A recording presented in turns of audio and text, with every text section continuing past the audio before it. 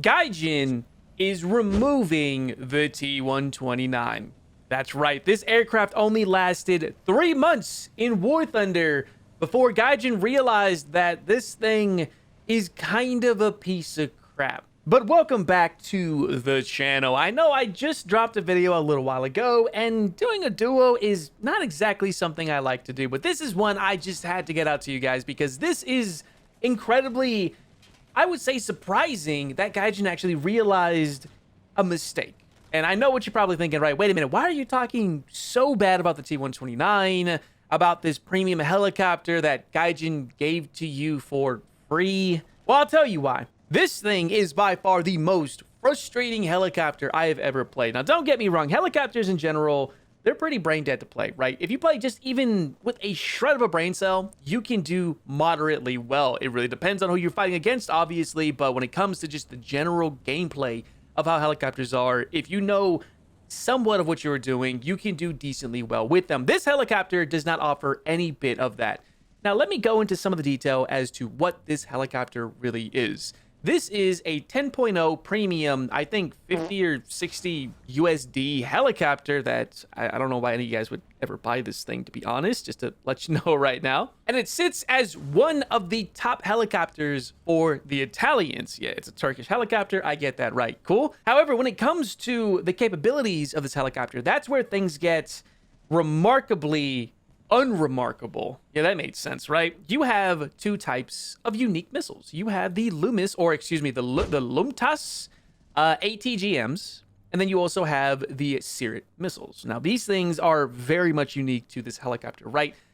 However, when it comes to the L-UMTAS, they are basically Hellfires. Nothing really special about that, except that, yeah, they penetrate up to 1,100 millimeters of chemical penetration. But you have, of course, 8-kilometer engagement distance, but with a maximum speed of 180 meters a second. Let me show you this clip really quick. I got 3,200 meter, 20-second flight time. Jesus Christ, this thing is so slow. Does it even hit hard? 1,100 millimeters. Okay, so at least it hits, but oh my God, you are so slow. Christ. Not gonna kill him, watch. What? Are you serious? You got 20 seconds. Oh, nice. Premium, ladies and gentlemen. Missiles all like, where am I going? Yeah, that clip most certainly highlights how I feel about this helicopter in general. Actually, I think that was the last time I played this thing. That was about, I think, a little under a month ago. Yeah, all right. These missiles are absolutely terrible. I would not recommend these at any extent. Maybe if you're getting close, but even then, you're kind of in a bad position. Also, to make things even better, you have the Stinger air-to-air missiles. The Stingers are notoriously bad. Thankfully, Gaijin did somewhat buff them in this update, and it does make them meaningfully better, but not enough to really justify adding on to a premium helicopter that you are spending, I think, 50 or 60 Gaijin coin on. But that's just kind of its own thing. If you guys know what Stingers are, it's the same thing for this thing, right? But then you also have the Sirit missiles. Now, this is probably one of the most unique missiles probably in the game for the helicopters. And I thought at the very start, it wouldn't be too terrible. Now, think of it like this, right? These missiles do travel at around 480 meters a second, which does make up for the bullcrap missiles that are previously found on the L-UMTAS, right? I think I'm saying that wrong, but bear with me here, okay? Yes, they do have a firing range of 10 kilometers with a guaranteed launch range of 8 kilometers. But here is the kicker when it comes to this, right? They basically act almost as if they are guided rockets as opposed to missiles, if that kind of makes sense. I know there's a clear, distinct difference between the two, of course. The rockets are more or less just very much unguided, and this one has the guidance to it. It travels very fast, very, very difficult to maneuver. However, it only penetrates up to 290 millimeters of chemical penetration. At 10.0, that is not going to suit you very well. Granted, you can engage, say, SPAA, or BMPs, etc. But let's be honest here, there's not many light tanks you're going to be facing against this thing anyway.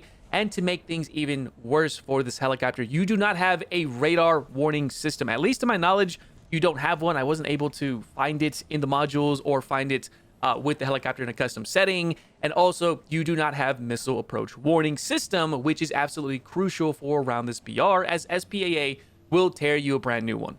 When it comes to the overall helicopter itself, instead of maybe dropping the BR on this thing, Gaijin has opted to remove this helicopter from sale after 3 months of this being in the game.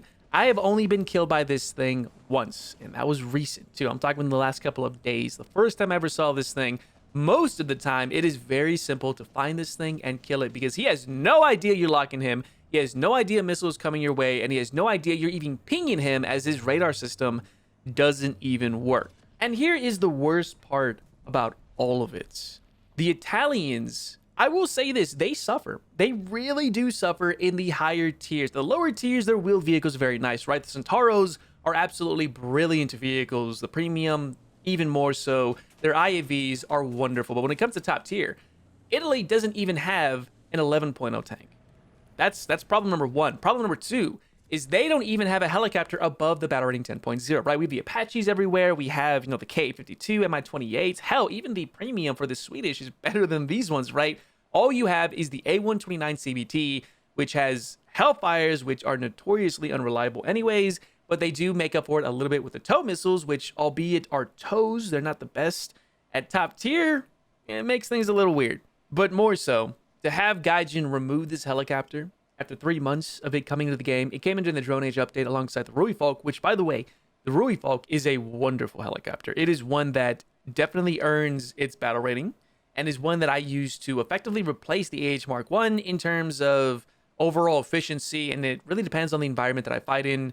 At times, as I do like to switch off on between the two, of course, but that is a good example of how a premium helicopter, at least in my opinion, should be balanced too. Now, don't get me wrong, helicopters in this game, they are annoying as all hell. Trust me, I play top tier, and in fact, it's the reason why I don't play sim anymore is because helicopters just completely ruined my entire sim experience, into which I have not played in months. However, if most helicopters, or say all of them, were to be balanced to the level of the T-129, I would say helicopters would be almost just not even close to being a nuisance, right? That is not the case. We have more other exciting premium helicopters in this game that are far more efficient. They are far more effective. This one is just absolutely the worst premium helicopter you can possibly get. And Gaijin realized that, which is incredibly surprising. And so because of that, they are now removing it. And they will be coming back at some point as a Golden Eagle vehicle. However, for the time being, this is just being removed alongside the 74G Kai, etc., which I assume they're going to be getting some sort of, my guess is a prototype Type 90. I was told that by a friend. Or they're going to get maybe a Type 10, maybe a lightweight package with JM33, or maybe even the whatever it's firing right now, the Type 10 APFSDs. Sorry, just had a little brain fart right there.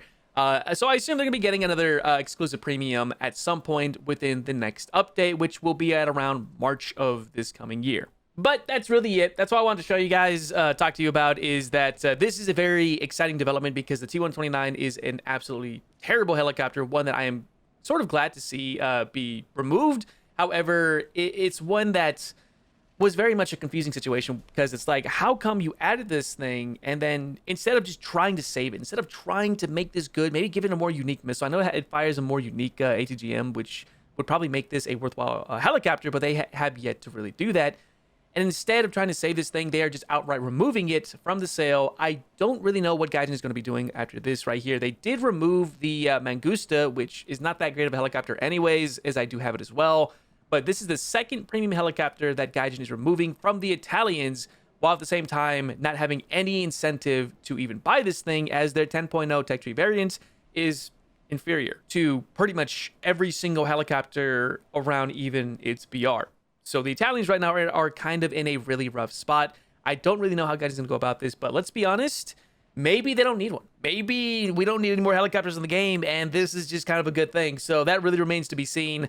However, should you decide you want to, for whatever reason, collect this helicopter, I would say very much against that. Don't do that because this thing is just not worth it. But if you want to, use my 3% discount. Cool. The sales are going on right now. The pack is about 50% off. I think you have to save an extra 3%, or maybe doesn't. I don't remember. But you still get to support me as a creator nonetheless. So keep that in mind should you decide, for whatever reason, you want to buy this thing even half off. Even half off, I would say no. I'd say it's not worth it.